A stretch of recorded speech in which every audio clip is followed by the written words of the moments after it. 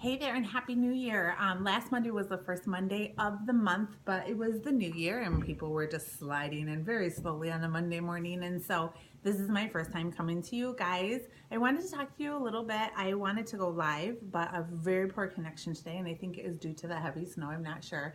I keep looking outside because it's really pretty outside when the snow just sits on the branches. It's beautiful.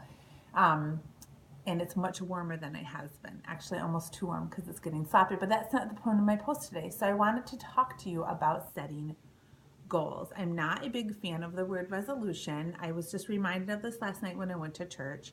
The word like resolution, you grow up thinking, okay, it's a new year, so we're supposed to make a New Year's resolution, and we don't put time and really a lot of time and effort and thought to it. It might even be the same one every single year. Maybe every single year you say, I'm going to get healthier, or I'm going to be more organized, or I'm going to be nicer, or whatever. And probably by January 15th, we've kind of forgotten about that resolution and we're just doing the same things that we've always been doing. Listen, you can set goals and resolutions at any time in your life, but no better way to start it than when a new year starts, because everything starts over. Like your taxes start over, your health insurance coverage starts over, everything starts over in January. So it is a good time to start over, and there's nothing wrong with that. But I say set goals and be very specific about what you want. Because when you're very specific about what you want, then you're more apt to go after it, because if you do it correctly, there's steps along the way. And when you reach those steps, you're getting further up that ladder and you can see that goal out there, that what you want is attainable, and you'll go after it a little bit harder. And then when you actually achieve goals that you set for yourself, whether they're small or huge, you feel so accomplished. You feel accomplished. You feel like you can do anything. And it really motivates you to do it again. So I do suggest maybe starting small. If maybe you're one who's known not to follow through, I don't know. But at church last night, one of the, I don't know, deacons or whatever said to us, it's called a SMART goal. And I liked the target points. I'm just going to share it with you. I didn't take notes. I didn't write it down. I didn't memorize it. I'm not an expert. There's my disclosure. SMART, S-M-A-R-T. So I love this. The S stands for being very specific. So don't just say I want to be organized, or don't just say I want to lose weight, or don't just say I'm going to travel. Be very specific about what you want for that. So for example, I want to be more organized. I've been saying this for a long time, but I've finally been putting things into action.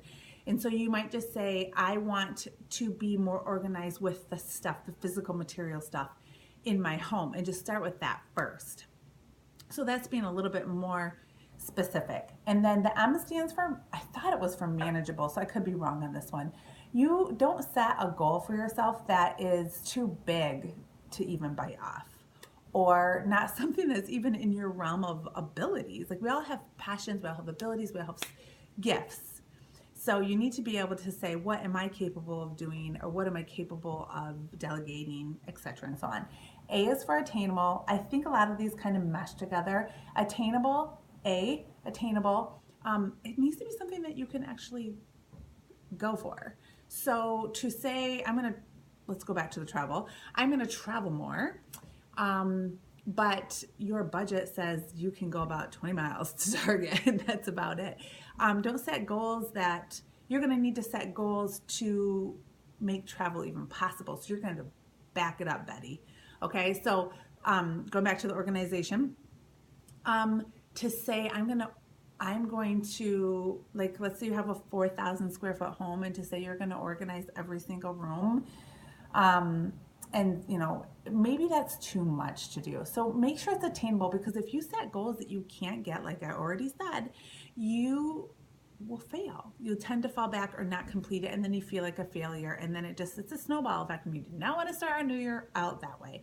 So R is for reasonable, so same thing. Make it attainable, but make it reasonable as well. So I want to travel outside of the state, or I would like to have one family vacation that's maybe above and beyond anything that we've done before. So then you set, this thing's always stuck. Then you set a timetable, and you set the baby step goals to reach that. You don't just go on vacation, right? You have to make plans. You don't just start organizing your whole house. You make plans. So make it reasonable. So for me, I started out with organizing my clothes in my closet, because in my house with a lot of people, laundry and dishes seem to be the death of me. So I started with laundry. I started with the clothes part and just mine, and then I moved on to other people's. Now it's a year later. Now I'm going through everyone's rooms, and we've moved rooms and we're purging and I'm getting rid of more stuff, but I'm constantly doing it. I didn't necessarily set a timetable. I didn't say I'm going to do it in a week. I said it's something that I'm going to do, and I didn't know how long it would take me. I have a much more reasonable idea of my goal now. And so, and it's changed. My goal has changed. The long-term picture is still the same, but how I'm going to go about it is a little bit different. And so set a timetable so that you can actually reach that goal. So you might even do it in quarterly sections. So the first quarter, my goal for organization is to go through all of the clothes that we currently wear, don't wear, and store. And then the second quarter, you set a new goal. And that might be that you're going to go through all your extra storage bins in your basement or storage unit or your garage or something like that. Your third goal might be paperwork and filing and stuff like that, photos and things like that. Go through that, and then your fourth quarter, maybe you say, okay, now I'm going to fine tune everything. I'm going to go through each room and meticulously clean each room. And as I go through that, I'm going to pick up items and say, does this have a function or a purpose? And do I love it? Like, there's a book, I forgot what it's called, but Spark Joy or something like that. She's a professional organizer. And she says when you pick something up or when you look at something, if it doesn't bring you joy, it doesn't spark something inside of you, you probably don't need to have it. And it's so true. There's a couple of, like, I was cleaning out, I opened up a little suitcase. The old suitcase brings me joy. But when I opened it up, I thought it was going to be empty. Inside was a bunch of stuff I stored in there, like threw junk in there. That like brought me down. And then I knew right there and then that stuff needed to go, because it made me unhappy to see it.